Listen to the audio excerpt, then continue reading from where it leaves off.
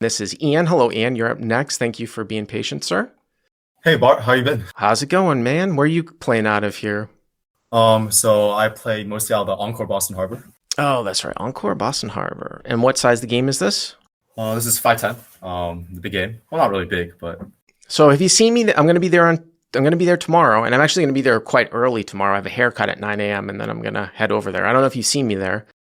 I don't really go in the mornings usually. I usually Okay. go in the afternoon or at night. So Yeah, you might see me there in the afternoon, but I did play some 510 a couple sessions ago, like 2 weeks ago. The 510 broke out in the afternoon. It was awesome. It was an awesome 510 game.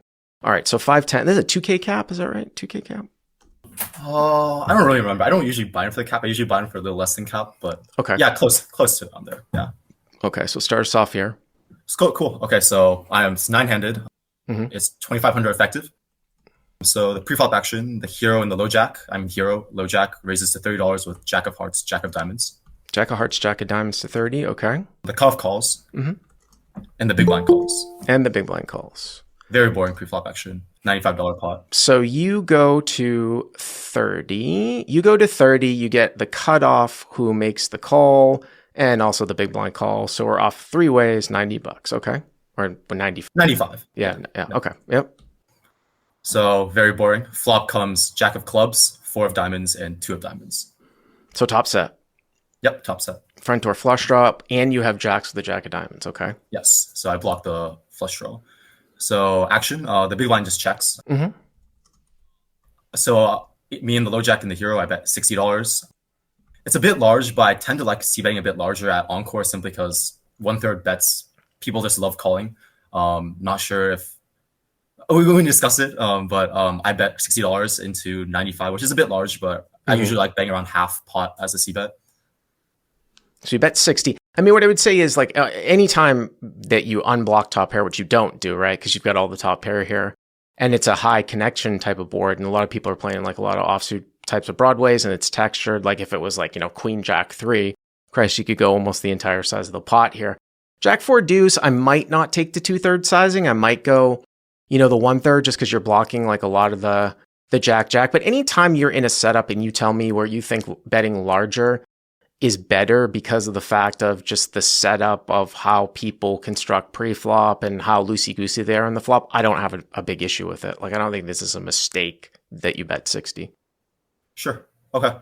So I bet 60. The cutoff raises me to 225. Raises to 225. And you said something about this guy, right, in the email? Yes.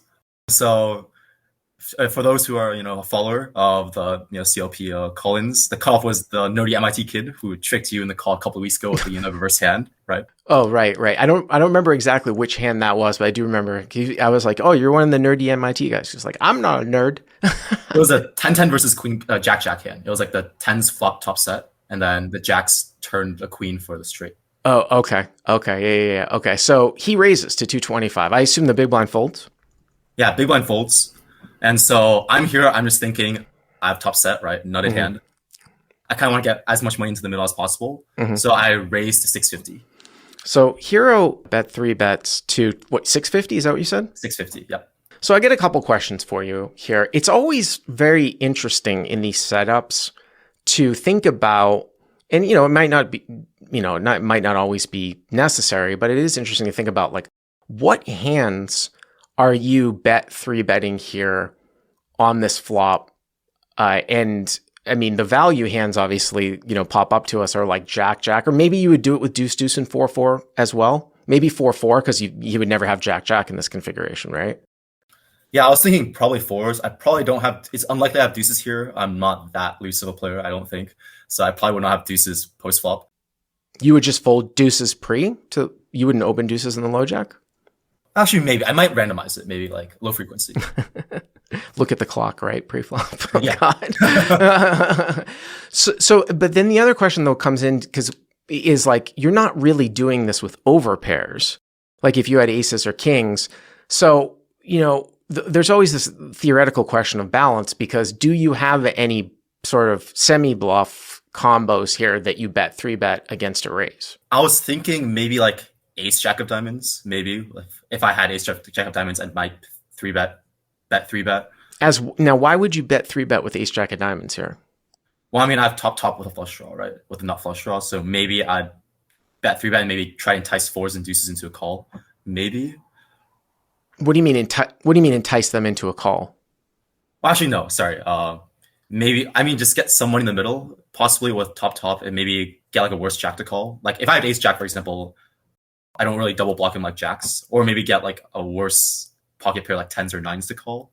Actually, that's probably unlikely. But if that was the case, wouldn't you be bet 3-betting with overpairs? I mean, obviously you would have, you know what I'm saying? I mean, the only type of reason that I could see bet 3-betting ace jack of diamonds would actually be a little bit kind of the opposite. What you're saying is that you're unblocking him having top pair, so you think he might be skewed towards lower draws. Ace jack of diamonds as a bet 3-bet would have to be a value 3-bet. That would be because it's two in between. So then, like I said, I would go on to that and say, but isn't that kind of weird? Because if you're not bet 3-betting over pairs, why are you bet 3-betting ace jack of diamonds? So when you get into these situations, it's always interesting to note, because I've been in this spot before with top set, and then you get raised and you're like, oh, I want to bet 3-bet. And then, think about, well, what am I going to bet 3-bet ace 5 of diamonds here? Am I going to bet 3-bet ace 3 of diamonds? Do I ever have 5-3 of diamonds and I bet 3-bet that? It's just one of these things to think about. So I'm not saying that the bet 3-bet is bad. It's just your hand becomes somewhat obvious. And when you do bet 3-bet here to 650, if he calls, and I'm sure he will because we wouldn't have a phone call here, you would think that his hand has a lot of draws in it, probably, or just 4-4 and deuce-deuce, which you can cooler him with. Yeah, I guess my logic was just that if he's willing to raise me, he's probably willing to call a 3-bet as well. And I want to get a lot of money into the middle, especially with my nutted hand, right? It was like maybe my logic in like that's. No, like I said, I don't have an issue with it. It's just a hard play to balance, is my point. Okay. You know what I'm saying? Okay. And then if you wanted to play truly balanced and you're like, well, I never do this with the bluffs here, then you might consider calling. If you really respected somebody, you might actually consider calling to try to play balanced so that he would fire off, on turns and rivers, and then you just have a super strong hand to call down with. That, I mean, the only disaster that ever runs into is if a guy's not value betting thinly enough and you lose the value against deuces or fours, or some sort of action killing card happens like a diamond. I'm going to assume that he calls. Yeah, cutoff calls. All right. So you put in 1,300. So the pot is, I'll call, it's 1,395, right? Yep, pot is 1,395. And you guys have what, like 1,800 or so left, right? Just a little over 18. Yes. Right? A little over 18. Little over 18. So, whatever, less than a pot and a half size bet. Okay. So Jack 4 deuce here with Jack. Okay. What's the turn? Sure. The turn is the 8 of diamonds. So the front door flush draw gets there. Well, that's not a great card for you. I mean, it's not one of the best cards for you, right? Yeah. Well, let me ask you a question. What would you have done if the turn was an offsuit 8? What would you have done? Let's see. If it was an offsuit 8. Yeah, like the 8 of clubs or something, or 8 of spades, not even like a backdoor. The reason why I ask you that is because just right off the bat, it's always a very, very awkward situation when you have a very strong hand at about 1 SPR, 1.5 SPR. And the reason why that is because you have too much to just like rip, 18, 19, 2000 in. But then if you think somebody is so skewed towards a draw, if you were to bet like half pot, say you bet like 650 or you bet 600, and you really think his range is skewed towards draws, you get into a situation where he almost has the implied odds to call because he would be calling 600 to win 2,000 plus, another 1,200 behind. So if you're always stacking off, if a diamond comes, it's like 600 to win 3,200. And obviously you can get board pairing cards that he loses to. But it gets awkward that 1 to 1.5 SPR in this exact spot, like in an offsuit 8, gets awkward for you. It's an awkward stack to play when you think your opponent is very, very skewed towards draws and you have a very strong hand. That's all I was going to sort of point out at. Yeah, that was kind of why I was a bit confused, right? Because I was thinking maybe I'd bet like some X amount so that I'd prepare a river shove, like a pot size river shove. Right. But that would be really small sizing, right? This would be like, it would be pretty much be like 4 to 600, something like that. But okay. So it'd be pretty small sizing. So it wouldn't really make sense, right? Well, it's just a hard spot to be in. But anyway, but that did not happen. The turn's the 8 of diamonds. So I'm going to assume that you checked. Is that right? Yeah, I checked it. All right, so here checks. And the cutoff jams for 1820 effective. He jams. Oh, wow. Yes, so he just rips it all in. For 1820? Yeah, 1820 effective. Well, I mean, you got to think if he's a thinking player that there has to be some bluffs here that he can have where he was going to represent the diamond here.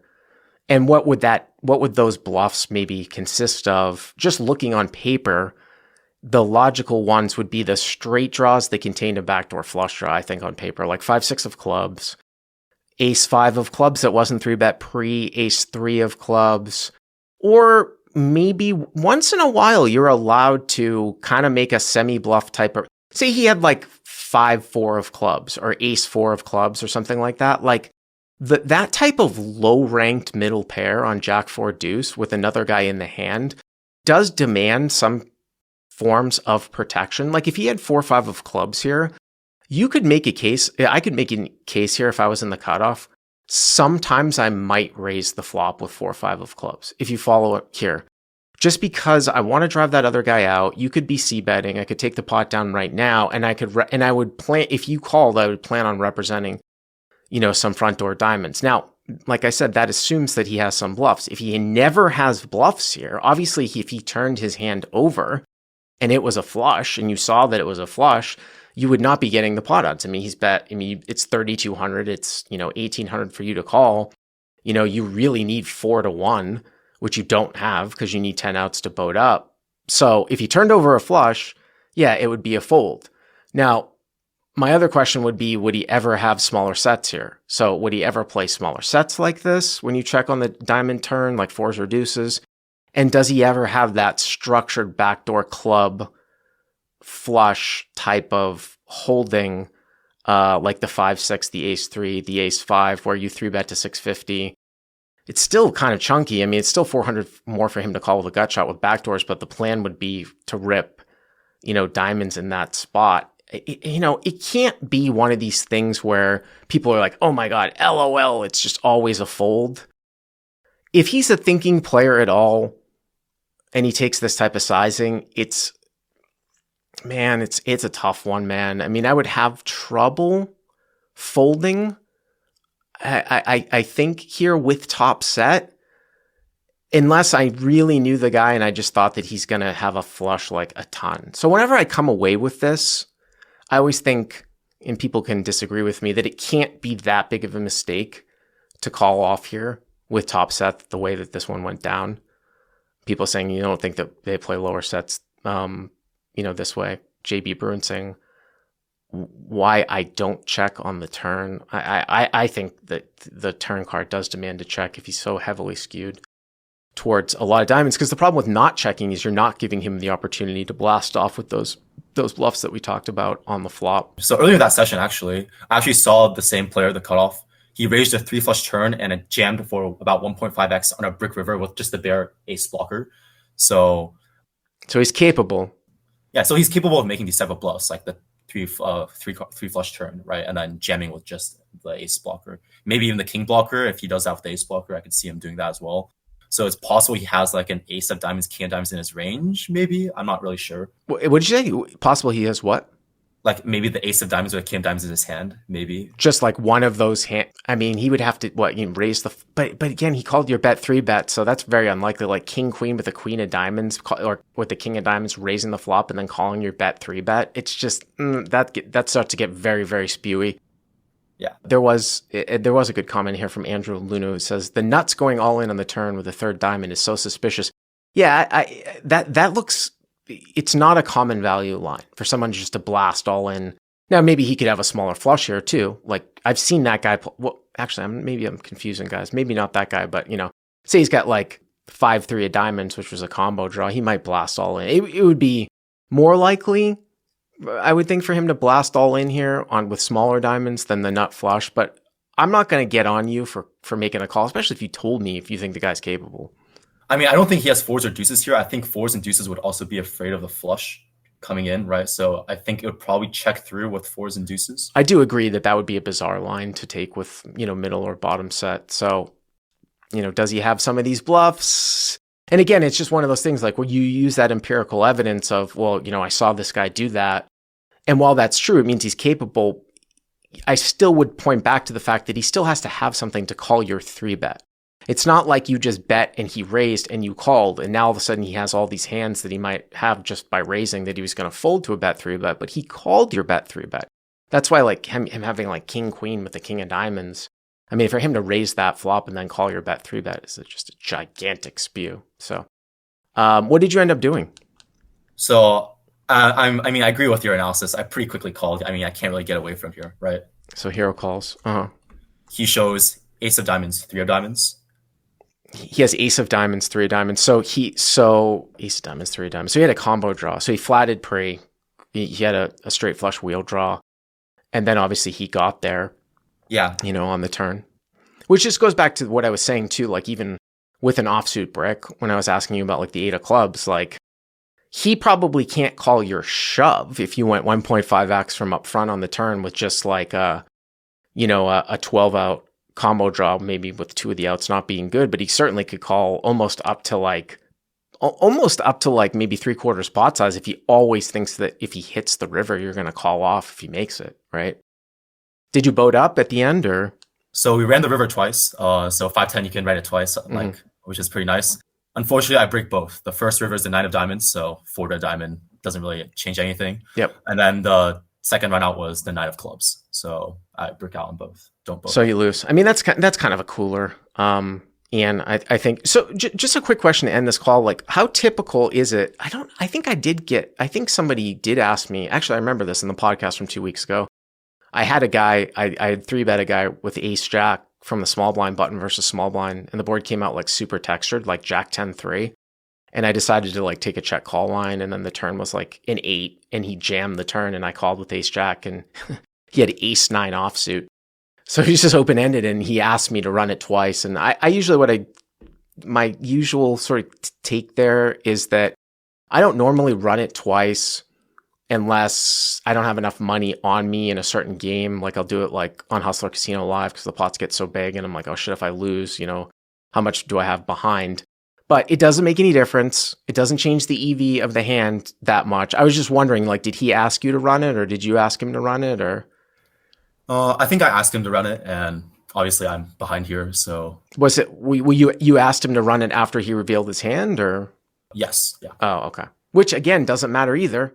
Sometimes people get really pissed off about that, like, well, you saw his hand, then you asked to run it. That's an advantage, and I made a whole video. We'll put a link to it in the description.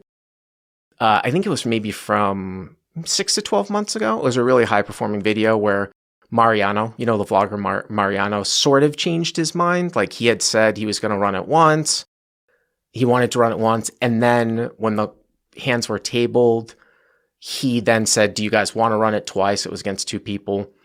And they ended up running it twice. And people thought that like he was a scumbag for doing that. It was just absolutely ridiculous. Makes no difference whatsoever whether somebody changes their mind or not. It's just a way to, you could say it cuts variance, and basically what it does, the more times you run it, the more times the result will approach the actual EV of the hand. So in this particular case, you're probably right around 20%, right, with 1 card to come.